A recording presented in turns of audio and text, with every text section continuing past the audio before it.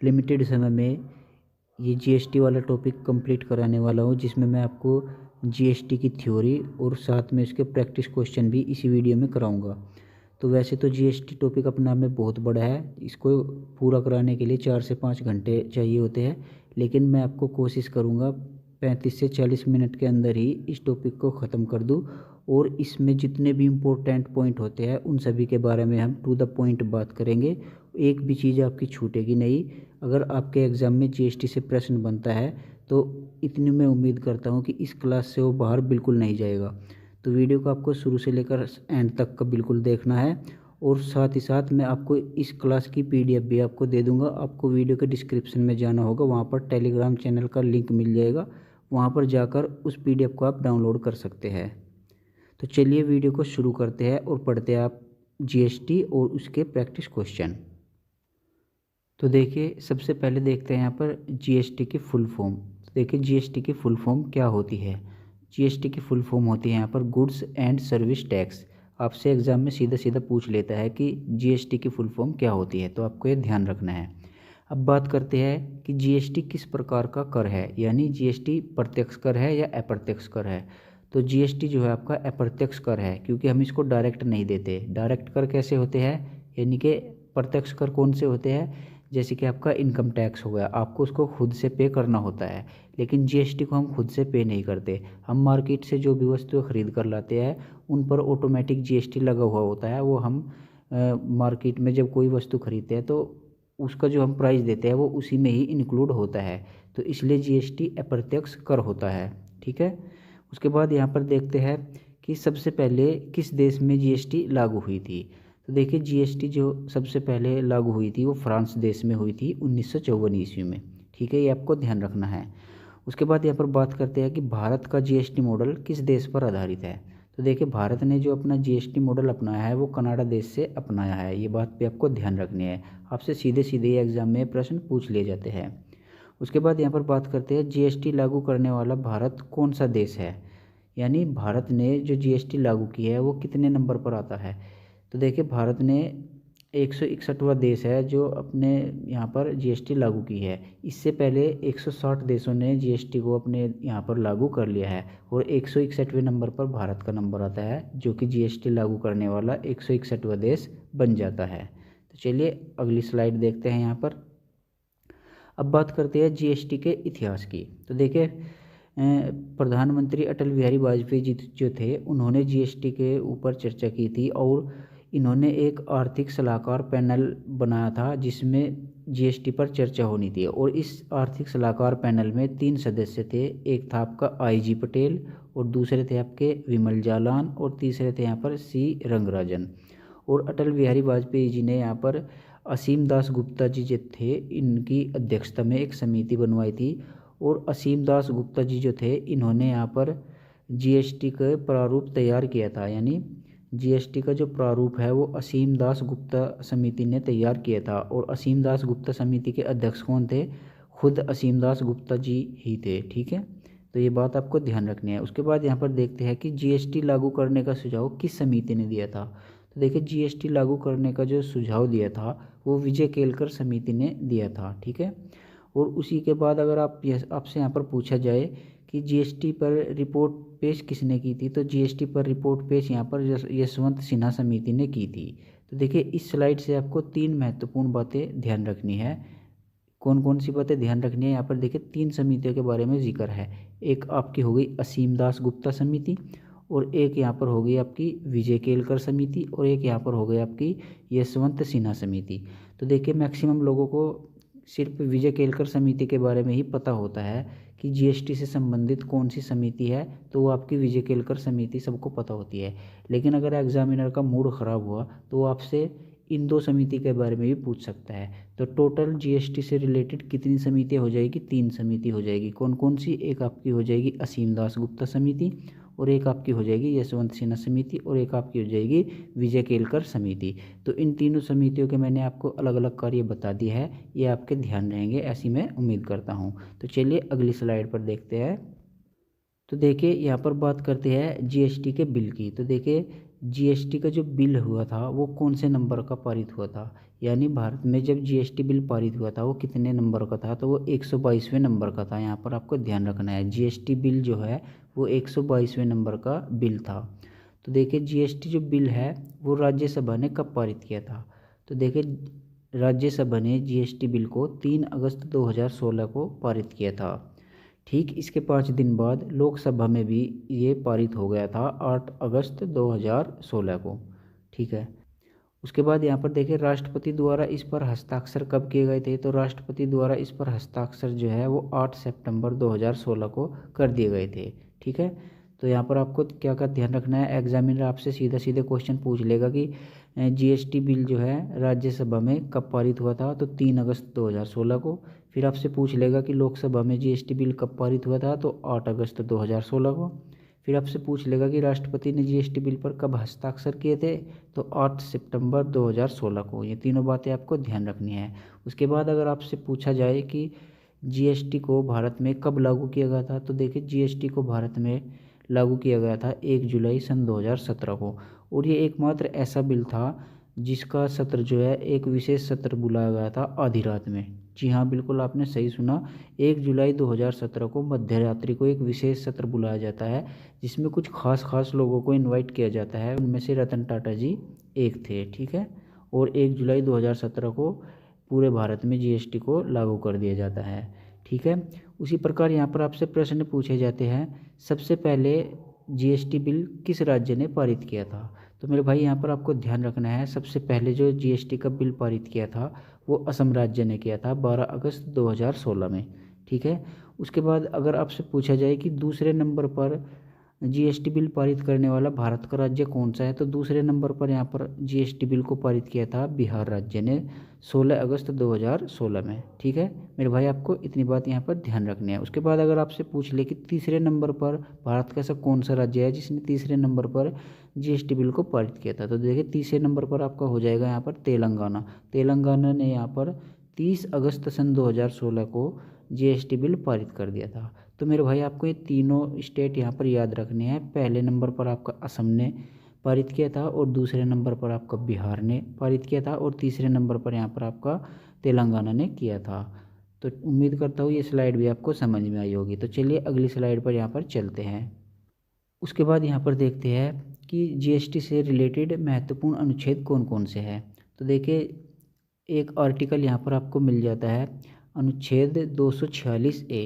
तो देखिए अनुच्छेद 246A में क्या लिखा गया है कि संसद को जीएसटी पर विधि बनाने का अधिकार है, यानी जीएसटी पर जितने भी तरीके के कानून बनाए जाएंगे वो संसद के द्वारा बनाए जाएंगे। और ये बात यहाँ पर आपको आर्टिकल 246A में लिखी गई है। ठीक है, ये आपको ध्यान रखना है। उसके बाद अगर आपसे आर्टिकल पूछे कि 269A यानी कि 269A, इस आर्टिकल में क्या है, इसमें है जीएसटी की उगाही एवं विभाजन केंद्र द्वारा एकत्र। मतलब इसका क्या हुआ कि जीएसटी का जो कर वसूलने का अधिकार है वो किसका रहेगा, वो केंद्र सरकार का रहेगा, और जीएसटी का जो कर वसूला जाता है उसको बांटा जाएगा, ये भी केंद्र सरकार के अंतर्गत ही रहता है। तो अनुच्छेद 269A में आपका क्या लिखा है, जीएसटी कर को वसूलने का अधिकार केंद्र सरकार का है। ठीक है, ये बात आपको यहाँ पर ध्यान रखनी है। उसके बाद मेरे भाई यहाँ पर एक और आर्टिकल है अनुच्छेद 279A। इस अनुच्छेद में आपका जो दिया गया है वो जीएसटी काउंसिल को दिया गया है, यानी जीएसटी परिषद को इसमें यहाँ पर दिया गया है। और जीएसटी परिषद में आपके कितने सदस्य होते हैं, जीएसटी परिषद में आपके टोटल 33 सदस्य होते हैं। ये 33 सदस्य कौन कौन से होते हैं, आइए इनको भी यहाँ पर देख लेते हैं। तो देखिए एक सदस्य हो जाएगा यहाँ पर आपका केंद्रीय वित्त मंत्री, जो कि इसका अध्यक्ष भी होता है। उसके बाद यहाँ पर होता है केंद्रीय राजस्व राज्य मंत्री। ठीक है, उसके बाद आपके जो देश में 28 राज्य है और 3 यूटी, इन तीनों से इनके राज्यों के वित्त मंत्री भी इस परिषद में शामिल होते हैं। तो टोटल कितने हो गए, देखिए एक तो हो गया आपका केंद्रीय वित्त मंत्री, दूसरा हो गया यहाँ पर केंद्रीय राजस्व राज्य मंत्री, और बाकी आपके हो गए 31, ये हो गए आपके 28 राज्यों से आते हैं, और 3 केंद्र शासित प्रदेशों से आते हैं। कौन कौन से, दिल्ली, पुदुचेरी और जम्मू कश्मीर। इन तीनों यूटी से यहाँ पर 3 राज्यों के वित्त मंत्री आते हैं और 28 राज्यों से आते हैं। इन सभी को मिलाकर यहाँ पर टोटल सदस्य हो जाते हैं 33, यानी कि 33 सदस्य हो जाते हैं जो आपके जीएसटी काउंसिल में होते हैं, यानी कि जीएसटी परिषद में होते हैं। उसके बाद मेरे भाई अगर आपसे पूछे कि बैठक के लिए कोरम कितना होता है, तो देखिए जैसे आपने राज्यसभा और लोकसभा में देखा होगा कि अगर कुल सदस्यों का 1/10 सदस्य उपस्थित होते हैं तो ही राज्यसभा और लोकसभा की बैठक बुलाई जाती है।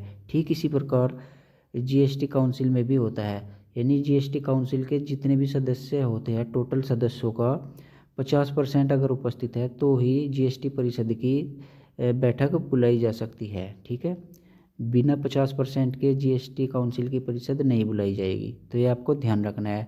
अगर आपसे एग्जामिनर पूछे कि जीएसटी काउंसिल के लिए कोरम कितना है तो वहाँ पर आपको 50% टिक कर देना है। उसके बाद यहाँ पर आपको एक और पूछा जाता है कि जीएसटी काउंसिल में निर्णय किस आधार पर लिया जाता है, यानी कि निर्णय लेने के लिए मत का आधार कैसा होता है। तो देखिए अगर जीएसटी काउंसिल में कोई भी निर्णय लेना होता है तो उसका आपको 3/4 बहुमत से अगर वो निर्णय पारित हो जाता है तो उसका यहाँ पर निर्णय ले लिया जाता है। ठीक है, तो मत की प्रकृति यहाँ पर आपसे पूछी जा सकती है, 3/4 यहाँ पर आपको जवाब देना है। मैक्सिमम लोग इसका अगर नहीं पढ़े होंगे तो वे इसका 2/3 मारकर अपने प्रश्न को गलत कर लेंगे और एग्ज़ाम में 1 नंबर आपका कम कर लेंगे। तो आपको ध्यान रखना है 3/4 बहुमत से ही जीएसटी काउंसिल में निर्णय लिया जाता है। तो मेरे भाई आपको इतनी ये स्लाइड क्लियर हुई होगी। चलिए अगली स्लाइड पर चलते हैं। अगली स्लाइड है यहाँ पर जीएसटी परिषद की पहली बैठक कब हुई थी। तो एग्जामिनर आपसे सीधा सीधा प्रश्न पूछ सकता है कि जीएसटी परिषद की पहली बैठक कब हुई थी। तो 22-23 सितंबर 2016 को जीएसटी काउंसिल की पहली बैठक हुई थी, ये आपको ध्यान रखना है। उसके बाद आपसे पूछे कि जीएसटी परिषद के पहले अध्यक्ष कौन थे।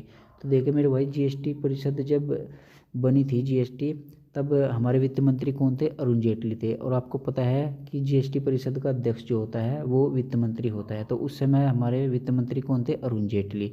तो आपको सीधा सीधा ये ध्यान रख लेना है कि जीएसटी परिषद के पहले अध्यक्ष कौन थे, अरुण जेटली जी थे। ठीक है, उसके बाद मेरे भाई आपसे प्रश्न पूछा जाता है कि जीएसटी परिषद की 52वीं बैठक की अध्यक्षता किसने की है। तो देखिए हाल ही में जीएसटी परिषद की 52वीं बैठक हुई जिसकी अध्यक्षता हमारे वित्त मंत्री श्रीमती निर्मला सीतारमण ने की है। और ये बैठक आपकी कहाँ हुई है, सुषमा स्वराज भवन नई दिल्ली में हुई है, यानी कि नई दिल्ली में सुषमा स्वराज भवन है, वहाँ पर जीएसटी परिषद की 52वीं बैठक हुई है जिसकी अध्यक्षता निर्मला सीतारमण जी ने की है। ये बात भी आपको ध्यान रखनी है। वन नेशन वन टैक्स की ये अवधारणा को फॉलो करती है, यानी एक राष्ट्र और एक टैक्स। और इसके अंतर्गत कितने अप्रत्यक्ष करों को शामिल किया गया है।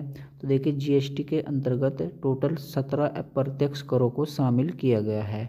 ये टू द पॉइंट मैं आपको बिल्कुल बता रहा हूँ, ये आपको सीधे सीधे एग्जाम में रखे मिलेंगे, आप इनको बिल्कुल ध्यान रख लीजिएगा। अभी मैं इन पर आपको यहाँ पर प्रैक्टिस भी कराऊंगा, आपका और अच्छे से क्लियर हो जाएगा। ठीक है, ये मैंने बिल्कुल जो बिल्कुल क्रीम होती है ना जीएसटी की, वे यहाँ पर निकाल कर आपको देने की कोशिश की है, तो आप इनको बड़े ध्यान से देखिएगा और प्रैक्टिस कीजिएगा, आपका एक भी प्रश्न गलत नहीं होगा। ठीक है, तो जीएसटी के अंतर्गत कितने अप्रत्यक्ष करों को शामिल किया गया है, 17 को।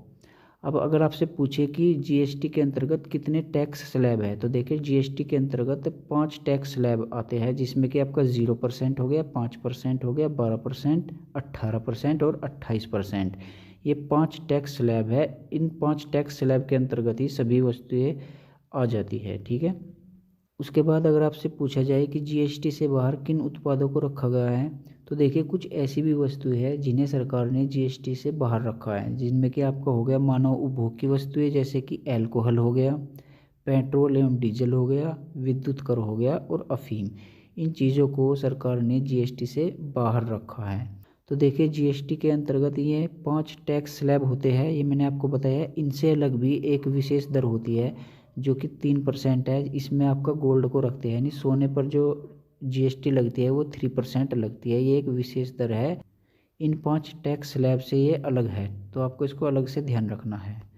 तो उम्मीद करता हूँ ये वाली स्लाइड भी आपको समझ आई होगी। तो चलिए मेरे भाई अगली स्लाइड देखते हैं। यहाँ पर अगली स्लाइड में यहाँ पर आपसे पूछा गया है कि जीएसटी दिवस कब मनाया जाता है? तो देखिए जीएसटी दिवस आपका 1 जुलाई को मनाया जाता है। अब ये 1 जुलाई को ही क्यों मनाया जाता है? क्योंकि 1 जुलाई 2017 को संपूर्ण भारत में जीएसटी को लागू कर दिया गया था और उसी तारीख को यहाँ पर आधार मानकर जीएसटी दिवस मनाया जाता है। तो उसके बाद मेरे भाई यहाँ पर देखिए एक बहुत महत्वपूर्ण बात मैं आपको बताने वाला हूँ जीएसटी नंबर के बारे में। तो आपसे अगर पूछा जाए कि जीएसटी नंबर में कितने अंक होते हैं, तो आपको सीधा सीधा जवाब देना है कि जीएसटी नंबर में टोटल 15 अंक होते हैं। और ये 15 अंक किस तरीके के होते हैं? अल्फ़ा न्यूमेरिक होते हैं, यानी इनमें अल्फ़ाबेट भी होते हैं और आपके नंबर्स भी होते हैं। दोनों के मिक्स से ही ये 15 अंकों का जीएसटी नंबर आपको दिया जाता है, जो कि अल्फ़ा न्यूमेरिक कहलाता है। अब देखिए जो 15 नंबरों का जीएसटी नंबर होता है, इसको हमने किस किस भागों में बांटा है, चलिए इसके बारे में भी देखते हैं। तो सबसे पहले जो 2 अंक होते हैं जीएसटी नंबर के, वे आपके कौन से होते हैं? वे आपके स्टेट कोड को इंगित करते हैं। मान लीजिए अगर आप उत्तर प्रदेश से है और आपने जीएसटी के लिए अप्लाई किया है, तो आपका जो जीएसटी नंबर आएगा उसमें सबसे पहले जो 2 अंक होंगे वो आपके स्टेट के होंगे, यूपी, ठीक है, इस तरीके से। उसके बाद अगले जो 10 अंक होंगे, वे अगले 10 अंक आपके कौन से होंगे? अगले 10 अंक होंगे आपके पैन कार्ड के नंबर, यानी शुरू के 2 अंक तो आपके हो गए स्टेट कोड और अगले 10 अंक हो जाएंगे आपका पैन कार्ड नंबर। और जो 13वां डिजिट होगा वो आपका हो जाएगा राज्य के भीतर रजिस्ट्रेशन के आधार पर ये आपका मिलता है, ये ऑटोमेटिक ही आपको दिया जाता है, ठीक है। उसके बाद जो 14वां डिजिट होगा वो बाय डिफ़ॉल्ट जेड होता है और ये सभी जीएसटी में होता है, यानी जितने भी जीएसटी नंबर होंगे उन सभी में जेड जो होगा वो बाय डिफ़ॉल्ट होगा, यानी सभी में जेड वहाँ पर मिलने वाला है। उसके बाद जो 15वां डिजिट होगा ये आपका चेक कोड होता है। तो आपको ये सभी बातें ध्यान रखनी है मेरे भाई, बहुत ही अच्छे से मैं इनको यहाँ पर तैयार करके लाया हूँ, तो आप इनको बड़े ध्यान से देखिएगा, ठीक है। उसके बाद आपसे पूछा जाए कि जीएसटी चोरी करने पर कोई सज़ा वगैरह का प्रावधान है? जी हाँ, बिल्कुल है। जीएसटी अगर चोरी करते हैं तो उसके लिए सज़ा के 2 तरीके के प्रावधान हैं, जिसमें कि आपका पहला हो जाएगा, अगर आपने 5 करोड़ तक के टैक्स की चोरी की है तो आप पर 15 से 100% तक की पेनल्टी लग सकती है। अगर आपने 5 करोड़ से अधिक टैक्स की चोरी की है तो आपको 1 वर्ष से लेकर 5 वर्ष तक की सज़ा हो सकती है। तो ये बात दोनों आपको ध्यान रखनी है। उसके बाद मेरे भाई अगर आपसे पूछा जाए कि क्या जीएसटी चोरी पर भारत में अब तक सज़ा मिली है? जी हाँ, मिली है। तो जीएसटी चोरी करने पर जो सबसे पहली सज़ा मिली है वो उत्तराखंड के फर्म संचालक सुरेंद्र सिंह जी को मिली है, जो कि पूरे 5 वर्ष की सज़ा इन्हें सुनाई गई है, ठीक है। तो मेरे भाई उम्मीद करता हूँ ये वाली थ्योरी आपको समझ में आई होगी। जीएसटी की जितनी भी इम्पोर्टेंट थ्योरी थी वो मैंने आपको यहाँ पर कंप्लीट करा दी है, कोई भी टॉपिक यहाँ पर छोड़ा नहीं गया है, बिल्कुल टू द पॉइंट बात की गई है।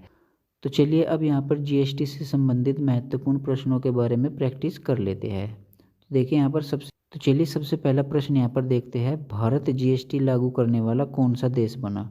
तो भारत जीएसटी लागू करने वाला 161वां देश बना है, ठीक है।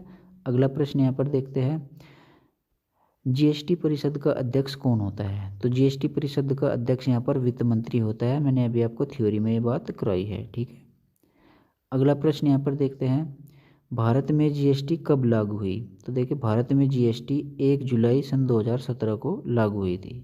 अगला प्रश्न यहाँ पर देखते हैं, जीएसटी के 4 भाग कौन कौन से होते हैं? तो देखिए जीएसटी के 4 भाग होते हैं, एसजीएसटी, सीजीएसटी और आईजीएसटी और यूटीजीएसटी। ये 4 भाग जीएसटी के होते हैं, इनको आपको ध्यान रखना है। जिसमें कि आपका एस से हो गया स्टेट जीएसटी, सी से हो गया सेंट्रल जीएसटी और आई से हो गया इंटीग्रेटेड जीएसटी और यूटी से हो गया केंद्र शासित प्रदेशों की जीएसटी, ठीक है। तो चलिए अगला प्रश्न यहाँ पर देखते हैं, जीएसटी का पूर्ण रूप क्या है? तो यानी यहाँ पर आपसे जीएसटी की फुल फॉर्म पूछी गई है। तो जीएसटी की फुल फॉर्म होती है गुड्स एंड सर्विस टैक्स, ठीक है। चलिए अगला प्रश्न यहाँ पर देखते हैं।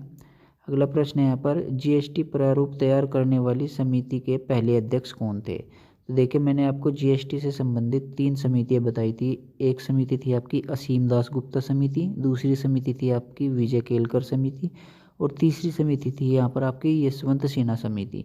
और जो आपकी असीम दास गुप्ता समिति थी, मैंने आपको बताया था कि उसने जीएसटी का प्रारूप तैयार किया था और असीम दास गुप्ता जी जो थे इस समिति के स्वयं अध्यक्ष थे। तो इस प्रश्न का सही जवाब हो जाएगा असीम दास गुप्ता, ठीक है।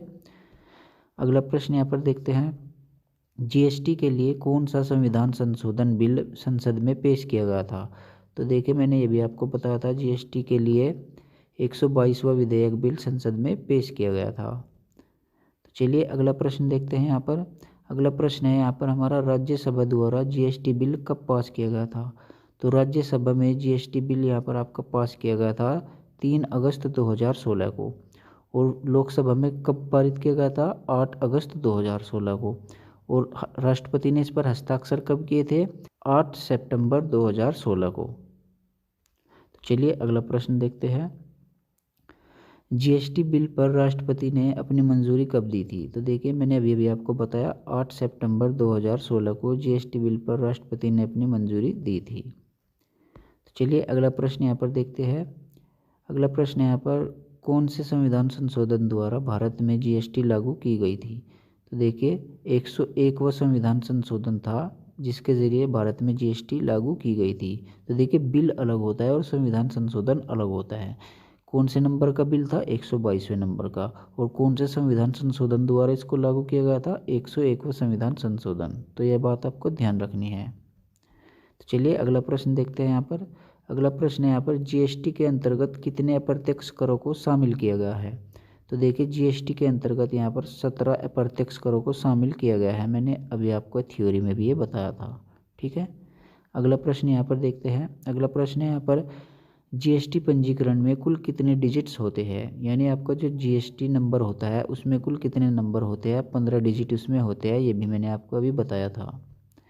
अगला प्रश्न यहाँ पर देखते हैं, भारत में जीएसटी दिवस कब मनाया जाता है। तो भारत में जीएसटी दिवस 1 जुलाई को मनाया जाता है।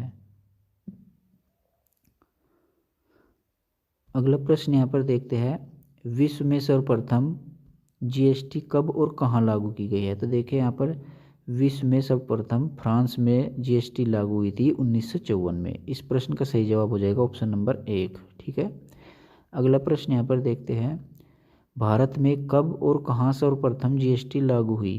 तो भारत में सर्वप्रथम असम राज्य में जीएसटी लागू हुई थी 12 अगस्त सन 2016 को। इस प्रश्न का सही जवाब हो जाएगा ऑप्शन नंबर डी। तो यहाँ पर आपको ऑप्शनों को बड़े ध्यान से देखना होगा। देखिए सबसे पहले ऑप्शन पे असम में लिखा गया है और 1 जुलाई 2017 को लिखा गया है, जो कि अपने आप में गलत है, क्योंकि 1 जुलाई 2017 को तो संपूर्ण भारत में जीएसटी लागू की गई थी।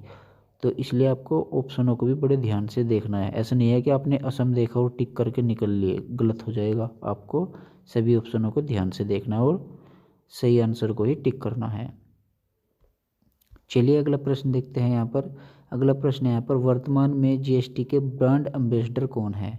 तो वर्तमान में जीएसटी के ब्रांड एम्बेसडर है यहाँ पर अमिताभ बच्चन जी। ठीक है, अगला प्रश्न यहाँ पर देखते हैं, जीएसटी परिषद में कुल सदस्यों की संख्या कितनी है। तो जीएसटी परिषद में कुल सदस्यों की संख्या मैंने आपको 33 बताई थी। ठीक है, आपके ध्यान होगा। अगला प्रश्न यहाँ पर देखते हैं। अगला प्रश्न यहाँ पर, भारत में जीएसटी लागू करने का सुझाव किसने दिया था। तो भारत में जीएसटी लागू करने का सुझाव विजय केलकर समिति ने दिया था। मैंने आपको अभी थ्योरी में बताया था। अगला प्रश्न यहाँ पर देखते हैं, जीएसटी विधेयक के पक्ष और विपक्ष में कुल कितने मत पड़े थे। यानी संसद में जब जीएसटी विधेयक पर वोटिंग हुई थी तो उसके पक्ष में और उसके विपक्ष में कितने वोट पड़े थे। यहाँ पर आपसे दोनों ही पूछ लिए गए हैं। तो देखिए उसके पक्ष और विपक्ष में यहाँ पर पक्ष में तो पड़े थे 336 वोट और विपक्ष में पड़े थे 11 वोट। ठीक है, तो आपको इस प्रश्न का सही जवाब हो जाएगा ऑप्शन नंबर ए। ठीक है, अगला प्रश्न यहाँ पर देखते हैं, जीएसटी विधेयक पारित करने वाला भारत का प्रथम राज्य कौन सा है। तो जीएसटी विधेयक पारित करने वाला भारत का प्रथम राज्य आपका असम हो जाएगा, मैंने अभी आपको बताया था। और दूसरे नंबर का राज्य हो जाएगा आपका बिहार और तीसरे नंबर का राज्य हो जाएगा आपका तेलंगाना। तो आपको इन तीनों को ही ध्यान रखना है, पहले नंबर का, दूसरे नंबर का और तीसरे नंबर का। ठीक है, अगला प्रश्न यहाँ पर देखते हैं, भारत का जीएसटी मॉडल किस देश पर आधारित है। तो भारत का जीएसटी मॉडल कनाडा देश पर आधारित है। अगला प्रश्न यहाँ पर देखते हैं, जीएसटी चोरी करने वाले कुल कितने वर्ष का कारावास होगा। यदि अगर किसी ने जीएसटी की चोरी की है तो उसकी मैक्सिमम सज़ा का प्रावधान कितना है। तो 5 वर्ष की उसका सज़ा का प्रावधान है, ये भी मैंने आपको कराया है। अगला प्रश्न यहाँ पर देखते हैं, जीएसटी लागू करने वाला भारत का अंतिम राज्य या केंद्र शासित प्रदेश कौन सा है।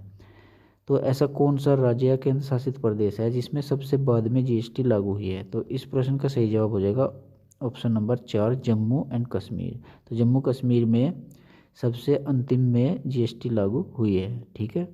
अगला प्रश्न यहाँ पर देखते हैं, भारत में जीएसटी का बंटवारा केंद्र और राज्यों के बीच किस अनुपात में है।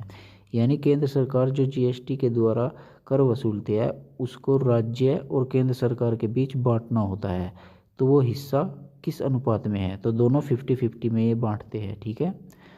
केंद्र सरकार का और राज्य सरकार का जो हिस्सा है दोनों का 50-50 है, आपको ध्यान रखना है।